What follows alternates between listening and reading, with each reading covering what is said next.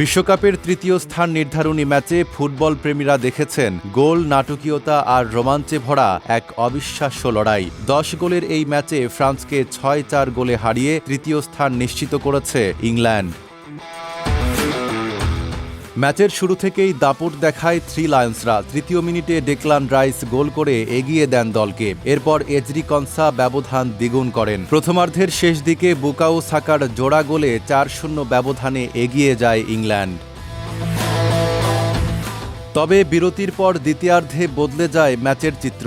একের পর এক আক্রমণে ইংল্যান্ডের রক্ষণে চাপ সৃষ্টি করে ফ্রান্স। কিলিয়ান এমবাপে প্রথমে 48 মিনিটে একটি গোল করেন, এরপর বারকোলাকে দিয়ে আরেকটি গোল করান। পরে নিজের দ্বিতীয় গোল করে ব্যবধান কমিয়ে আনেন 4-3-এ। এই গোলের মাধ্যমে বিশ্বকাপ ইতিহাসে সর্বোচ্চ গোলদাতার নতুন রেকর্ডও গড়েন এই ফরাসি তারকা।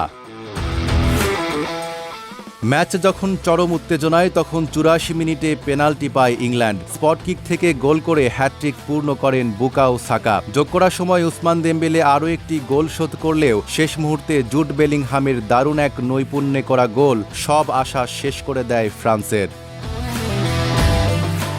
শেষ পর্যন্ত গোল বন্যার এই রোমাঞ্চকর লড়াইয়ে 6-4 গোলের জয় নিয়ে মাঠ ছাড়ে England. Desk report, Dhaka post.